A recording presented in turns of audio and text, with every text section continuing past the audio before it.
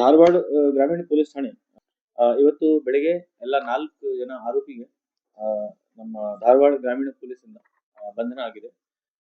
ಇದರಲ್ಲಿ ಮೇನ್ ಆರೋಪಿ ಇದ್ದಾರೆ ಮುನೀರಾ ಅಂತ ಮಹಿಳೆ. ಅವರು ಸುಮಾರು 32 ವರ್ಷ ವಯಸ್ಸು, ಸಾಕಿನ ಬಿದರಗಡ್ಡಿ, ಬಾಯಲಹೊಂಗಲ ತಾಲೂಕು, ಬೆಳಗಾಂ. ಎರಡನೇ ಆರೋಪಿ ಇದ್ದಾರೆ ಮೃತ್ಯುಂಜಯ ದೇವಪ್ಪ. ಅವರು ವಯಸ್ಸು ಸುಮಾರು 28 ವರ್ಷ, ಅವ್ರನ್ನು ಸಾಕಿನ ಬಿದರಗಡ್ಡಿ, ಬಾಯಲಹೊಂಗಲ ತಾಲೂಕು, ಬೆಳಗಾಂ. ಮೂರನೇ ಆರೋಪಿ ಇದರಲ್ಲಿ ಇದ್ದಾರೆ ಬಸವರಾಜ್. ಬಸವರಾಜನು ಬೆಳಿಗ್ಗೆ ಅವ್ರದ್ದು ಬಂಧನ ಆಗಿದೆ. ಅವ್ರದ್ದು ಸಾಕಿನ ಬಿದರಗಡ್ಡಿ, ಬಾಯಲಹೊಂಗಲ ತಾಲೂಕು. ಈ ಘಟನೆ ಹೆಂಗೆ ಆಗಿದೆ ಅಂದ್ರೆ 23ನೇ ತಾರೀಕು ಸಾಯಂಕಾಲ ಅರೌಂಡ್ 8:30 ಈ ಮರ್ಡರ್ ಆಗುತ್ತೆ.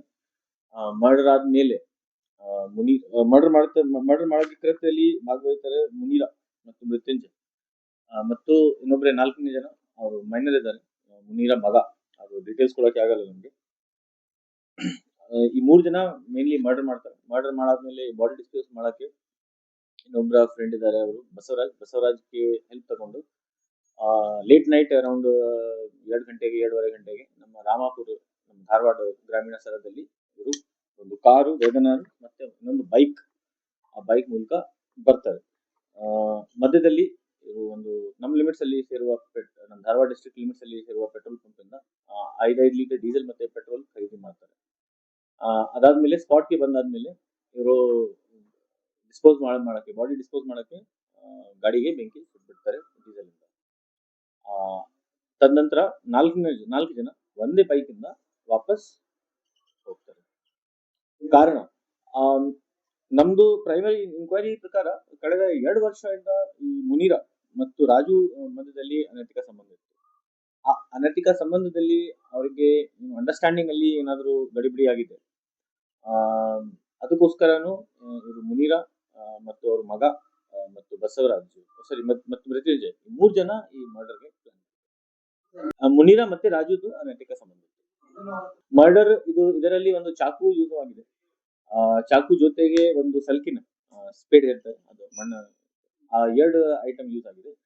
ಮರ್ಡರ್ ಆಗಿದೆ ಮೇನ್ ಇದು ರಾಜು ಬೋಳಶೆಟ್ಟಿ ಅವ್ರದ್ದು ಓಲಾ ಶೆಡ್ ಅಲ್ಲಿ ಅಲ್ಲಿಂದ ಮರ್ಡರ್ ಮಾಡ್ಕೊಂಡು ಬಾಡಿ ಇಲ್ಲಿ ಬಂದು ಡಿಸ್ಪೋಸ್ ಮಾಡಿದ್ರು. ಹಣ ವ್ಯವಹಾರನೂ ಇತ್ತು, ಬಟ್ ಹಣ ವ್ಯವಹಾರ ಮೇನ್ ಕಾರಣ ಇದರಲ್ಲಿ ನಮಗೆ ಕಂಡು ಬಂದಿಲ್ಲ.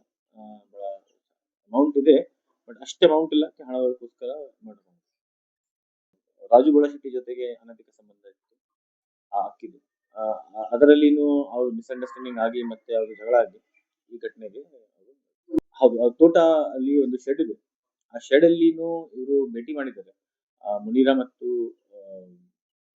ಆಕ್ಚುಲಿ ಮುನೀರಾಗೆ ಕರ್ಕೊಂಡು ಬಂದಿದ್ದಾರೆ ಅವರು ಬಿದರಗಡ್ಡಿಯಿಂದ ಹುಡುಗೇರಿಗೆ ಕರ್ಕೊಂಡು ಬಂದು ಅಲ್ಲಿ ಇವರು ಮಗ ಮತ್ತೆ ಮೃತ್ಯುಂಜಯ ಯಾರಿದ್ದಾರೆ ಅವ್ರು ಫಾಲೋ ಮಾಡ್ಕೊಂಡು ಇವ್ರು ಫೋನ್ ಮಾಡ್ತಾರೆ ಮುನೀರಾ, ನನ್ಗೆ ಇಲ್ಲಿ ಕರ್ಕೊಂಡು ಬಂದಿದ್ದಾರೆ ಅವರು, ನೀವು ಬನ್ನಿ.